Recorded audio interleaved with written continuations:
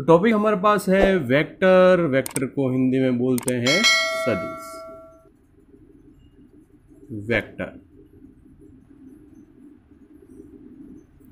तो सबसे पहले वेक्टर पढ़ने से पहले हमें पता होना चाहिए कि जो भौतिक राशियां होती है वो दो प्रकार की होती है। भौतिक राशियां दो प्रकार की होती है। पहली होती है अदिश राशि यानी कि स्केलर क्वांटिटी, और दूसरी होती है सदिश राशि यानी कि वेक्टर क्वांटिटी। तो अदिश राशि में क्या होता है? अदिश राशि में सिर्फ परिमाण होता है। सिर्फ क्या होता है? परिमाण। यानी कि ऐसी भौतिक राशियां जिनका केवल क्या हो? परिमाण हो, अदिश राशि कहलाती है। फिर आता है सदिश के बारे में। तो सदिश का मतलब है ऐसी भौतिक राशियां जिनका परिमाण व दिशा दोनों हो। परिमाण भी हो लेकिन साथ में दिशा भी हो।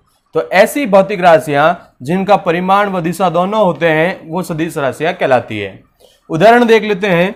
तो अदिश राशि का उदाहरण आपने पढ़ रखा है छोटी क्लासों में यानी कि 11th में, और उससे भी पहले अगर आपने ठीक ढंग से देखा होगा 9th क्लास में भी था ये। वो देख लेते हैं। उनका उदाहरण लंबाई, क्षेत्रफल, आयतन। इनके लिए हमें दिशा की आवश्यकता नहीं होती है।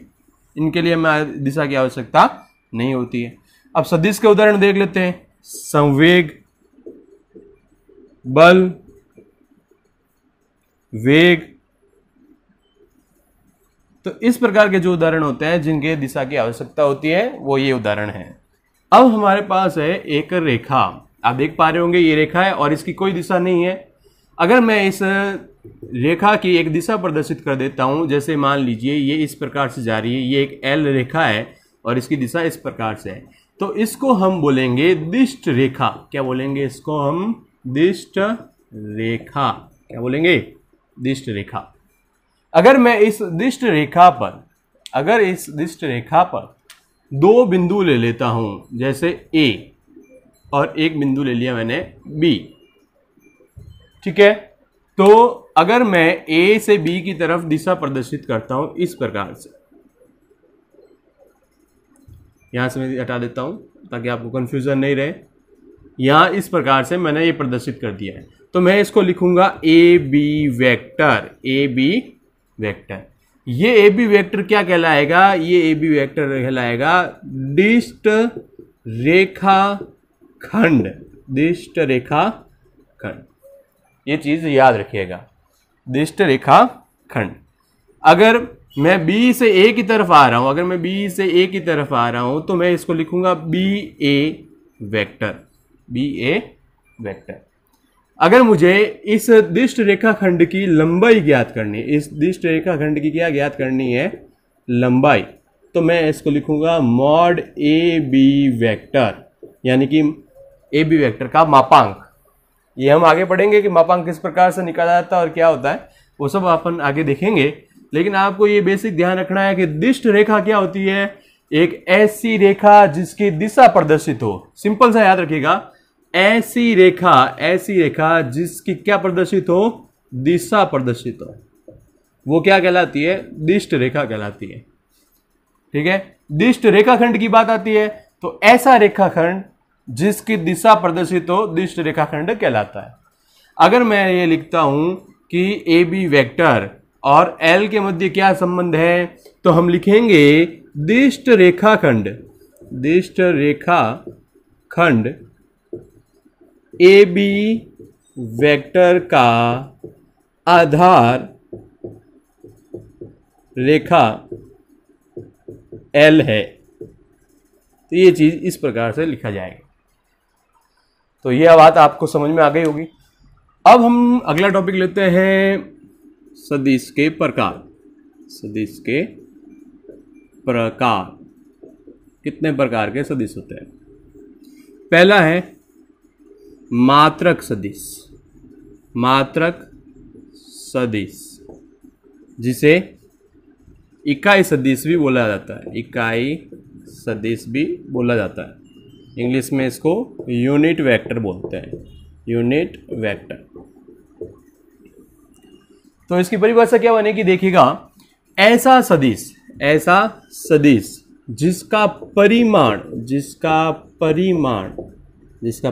क्या हो, जिसका परिमाण हो एक, जिसका परिमाण क्या होगा, एक होगा। ये चीज आप याद रखिएगा, यानी कि ऐसा सदिश जिसका परिमाण क्या हो, एक हो, इकाई सदिश या मात्रक सदिश कहलाता है। इसे किस प्रकार से प्रदर्शित करते हैं वो देखते हैं। ए कैप बराबर A vector upon mod A, A vector upon mod ए, इस प्रकार से प्रदर्शित किया जाएगा। एक एग्जांपल देख लेते हैं जिससे आपको आसानी से समझ में आ जाएगा। तो चलिए देखते हैं एग्जांपल।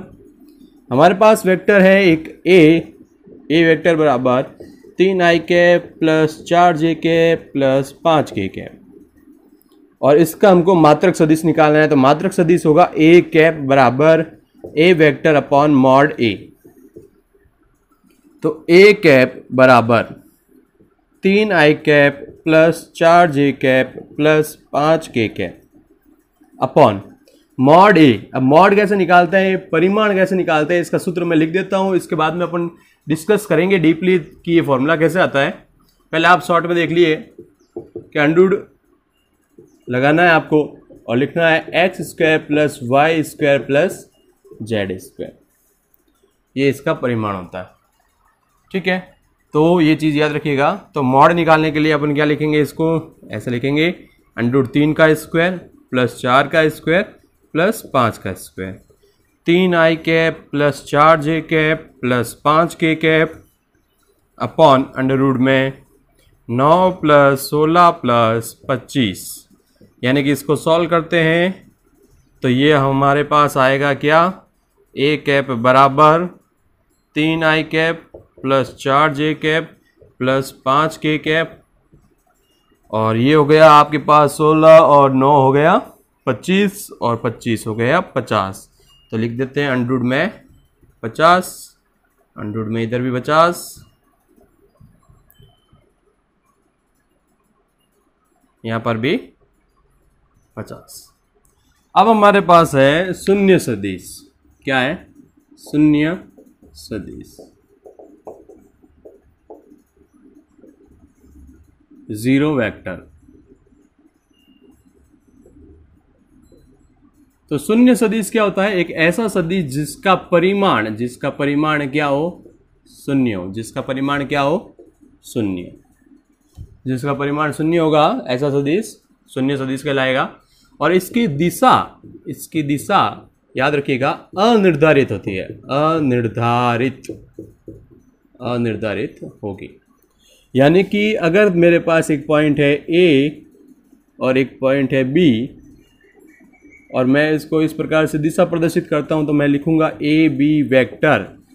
ठीक है, लेकिन जब ये दोनों ही बिंदु संपाती हो जाए, क्या हो जाए, संपाती का मतलब एक के ऊपर एक, जैसे ये एक पॉइंट है ए और इसी के ऊपर पॉइंट कौन आ जाए, बी आ जाए, तो ये क्या हो जाएगा, शून्य सदिश बन जाएगा। यानी कि अगर हम लिखते हैं ए वेक्टर, इस बी की जगह वापस ए लिख सकते हैं, ए वेक्टर, तो वो क्या हो जाएगा, शून्य सदिश हो जाएगा, जीरो वेक्टर हो जाएगा।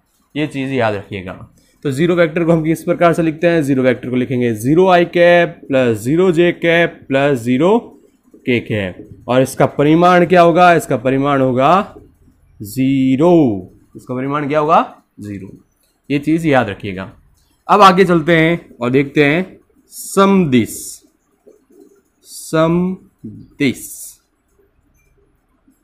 सदिश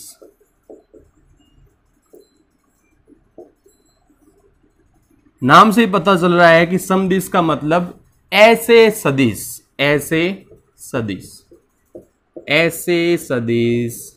जिनकी दिशा समान हो, जिनकी दिशा क्या हो, समान हो, समदिश सदिश कहलाते हैं। जरूरी नहीं है कि उनका परिमाण समान हो, उनकी सिर्फ क्या आवश्यकता है, दिशा की आवश्यकता है। अगर उनकी दिशा अगर समान है तो वो समदिश सदिश होंगे। परिमाण चाहे समान हो या नहीं हो चलेगा, सिर्फ दिशा क्या होनी चाहिए, समान होनी चाहिए। और परिमाण हो तो अच्छी बात है और नहीं हो तो भी चलेगा। परिमाण भी समान हो सकता है, नहीं भी हो सकता है, वो अपनी टेंशन वाली बात नहीं है। समदिश का मतलब है कि दिशा समान होनी चाहिए, ये इंपॉर्टेंट पॉइंट है।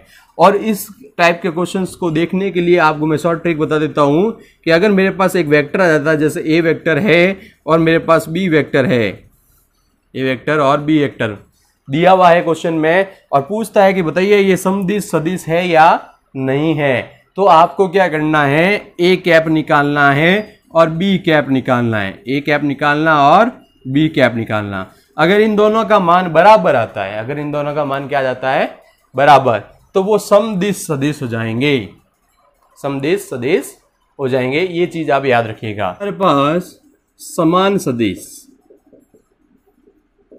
समान सदिश,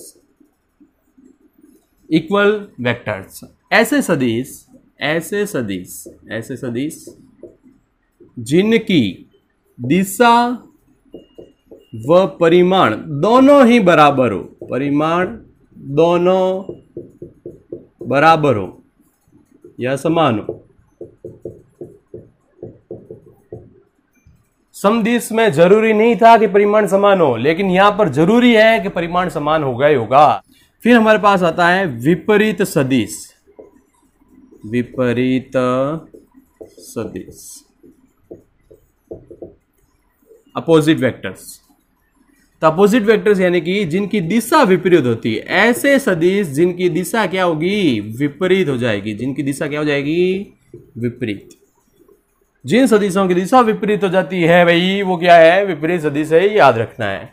जैसे हम ये ए बी वेक्टर लिखते हैं, यानी कि ए से बी की तरफ जा रहा है, ये पॉइंट बी पॉइंट ए से बी की तरफ। अगर मैं लिखता हूं बी ए वेक्टर, तो ये बी से ए की तरफ आ रहा है, बी ए वेक्टर। तो ये चीज और ये चीज, इसमें अंतर क्या है, दिशा का अंतर है। इन दोनों की दिशा क्या है, विपरीत है। इसकी दिशा इस तरफ जा रही है ए से बी, ये बी से ए आ रहा है, तो ये दिशा क्या हो गई, विपरीत हो गई। तो इसमें क्या जरूरी है कि दिशा विपरीत होना जरूरी है। परिमाण समान हो या नहीं हो चलेगा, परिमाण की आवश्यकता यहां पर नहीं पड़ेगी। अगर बराबर है चलेगा, नहीं बराबर है परिमाण तो भी चलेगा, लेकिन दिशा यहां पर क्या होनी चाहिए, हमेशा विपरीत होनी चाहिए। इसी प्रकार से एक आता है ऋण सदिश, नेगेटिव वेक्टर, ऋण सदिश। तो ऋण सदिश क्या बोलता है कि दिशा तो विपरीत होनी चाहिए, दिशा तो क्या होनी चाहिए भाई, विपरीत होनी चाहिए, लेकिन परिमाण, परिमाण क्या होना चाहिए भाई, परिमाण समान होना चाहिए। ये एक इंपॉर्टेंट पॉइंट है। दिशा विपरीत होगी चलेगा, लेकिन परिमाण क्या है, आवश्यक रूप से समान होना चाहिए, आवश्यक रूप से क्या होना चाहिए, समान होना चाहिए। तो जैसे हमने अभी ये उदाहरण लिया था, तो मैं देखो यहाँ पे विपरीत बता रहा हूं, लेकिन अगर मैं इसका परिमाण निकालूंगा, लेंथ दोनों की बराबर है, तो अगर मैं परिमाण निकालूंगा तो बराबर आएगा। तो मैं इसको क्या लिख सकता हूं, लिख सकता हूं ए बी वेक्टर बराबर minus B A vector, A B vector बराबर माइनस बी ए वेक्टर। ये जो माइनस का साइन है, ये इसकी विपरीत दिशा को प्रदर्शित करता है। तो ये चीजें याद रखनी है। तो आपको समझ में आ गया होगा, कुछ बेसिक डेफिनेशंस हैं, ये आप अपने आप लिख सकते हैं। एक और पॉइंट देख लेते हैं, और वो पॉइंट है हमारे पास सह आदिम सदिश, सह आदिम सदिश, सह आदिम को इनिशियल, सह आदिम सदिश, को इनिशियल वेक्टर। तो मतलब क्या है, अगर एक ही बिंदु से अलग अलग वेक्टर निकल रहे हैं, अलग अलग वेक्टर क्या हो रहे हैं, निकल रहे हैं, जैसे ए वेक्टर, ये हो गया बी वेक्टर, ये हो गया सी वेक्टर। तो हम इसकी परिभाषा क्या लिखेंगे, समझिएगा, चित्र से दिख रहा है। ऐसे सदिश, ऐसे सदिश जिनका प्रारंभिक बिंदु, जिनका प्रारंभिक बिंदु क्या होता है, एक ही होता है, जिनका प्रारंभिक बिंदु एक ही होता है, वह सह आदिम सदिश कहलाते हैं, सह आदिम सदिश कहलाएंगे। ये चीज याद रखिएगा। एक और आता है हमारे पास सरेख या समांतर सदिश, तो एक और पॉइंट है हमारे पास सरेख और समांतर सदिश। तो सरेख और समांतर सदिश को देखिएगा कैसे है, ये पॉइंट क्या है। अब यहाँ पर एक कंफ्यूजन होती है कि सरेख और समांतर दोनों अलग अलग चीज होते हैं, लेकिन यहाँ पर वेक्टर में दोनों एक ही होगा। और ऐसे सदिश जो इस प्रकार से देखिएगा, a1 a2 बराबर b1 b2 बराबर c1 c2, या फिर a vector plus lambda b vector, इन दोनों में से आप कोई भी कंडीशन लगा सकते हैं। इन दोनों कंडीशन में से आप कोई भी कंडीशन लगा सकते हैं। अगर इसको फॉलो करते हैं, अगर दो सदिश इसको फॉलो करते हैं, तो वो क्या होंगे, सरेख या समांतर सदिश हो सकते हैं। जैसे उदाहरण के तौर पे अभी मैं एक उदाहरण ले लेता हूं कि a वेक्टर मेरे पास है 2i cap minus 4j cap plus k cap, और एक b वेक्टर है 6i cap minus 12j cap plus 3k cap. बताइए कि ये दोनों सदिश समांतर है या नहीं है, या सरेख है या नहीं है। तो आपको क्या करना है, ये है a1, ये है b1, ये है c1, यानी कि c1 का मतलब यहाँ पर 1 है, a2 b2 और c2। तो कंडीशन लगा लेते हैं, 2/6 कॉमा माइनस 4/-12 कॉमा 1/3। तो ये हो गया 1/3, ये भी हो गया 1/3, ये भी हो गया 1/3, ये तीनों बराबर है। तो इसका मतलब ये सरेख या समांतर हो सकता है। फिर हमारे पास दूसरी वाली कंडीशन कैसे चेक करनी है वो भी बता देता हूँ। जैसे ये बी वेक्टर मैंने लिखा और यहाँ से क्या कॉमन आ रहा है, यहाँ से 3 कॉमन आ रहा है, तो 3 कॉमन ले लिया, 2i cap minus 4j cap plus k cap. तो बी वेक्टर बराबर क्या बन गया, 3a वेक्टर। तो ये देखो लैम्बडा का मान आ गया हमारे पास 3। तो इस प्रकार से ये कंडीशन या ये कंडीशन, दोनों ही कंडीशन लगाकर हम चेक कर सकते हैं कि वो समांतर सदिश है या सरेख सदिश है। अब है हमारे पास स्थिति सदिश, स्थिति सदिश पोजीशन वेक्टर। अगर हमारे पास 3D है, x y और z, और एक पॉइंट है P, ठीक है, और इसका निर्देशांक है x, y, z, और ये मूल बिंदु है O। तो स्थिति सदिश क्या होता है, स्थिति सदिश एक ऐसा सदिश होता है, ऐसा सदिश जो किसी बिंदु की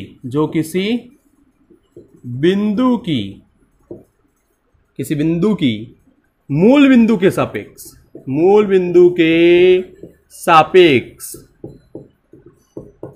के सापेक्ष क्या प्रदर्शित करता है, स्थिति को प्रदर्शित करता है।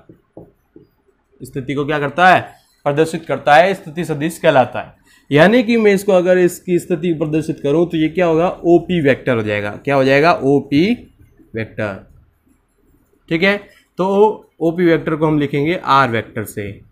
जो भी स्थिति सदिश होता है उसको आर वेक्टर से ही लिखा जाता है, ये चीज याद रखनी है। तो हम इसको कैसे लिखेंगे, हम इसको किस प्रकार से लिखेंगे वो देखिएगा, एक्स आई कैप, यानी कि एक्स के साथ हमेशा आई कैप आएगा, वाई के साथ हमेशा जे कैप और जेड के साथ में हमेशा के कैप। तो इस प्रकार से लिखा जाएगा। अगर जैसे मैं यहाँ पे पॉइंट ले लेता हूँ 3, 4, 5, तो ओपी वेक्टर क्या होगा, ओपी वेक्टर होगा 3 आई कैप प्लस 4 जे कैप प्लस 5 के कैप। ठीक है, तो इस प्रकार से स्थिति सदिश लिखा जाता है, इसको आर वेक्टर लिखते हैं। आगे बात समझ में, तो आप इस टॉपिक को ठीक ढंग से पढ़िए। आपको कोई भी समस्या होती है डेफिनेशन में या एग्जाम्पल में तो आप कमेंट बॉक्स में ज़रूर लिखिएगा। अगला टॉपिक हम कल देखते हैं।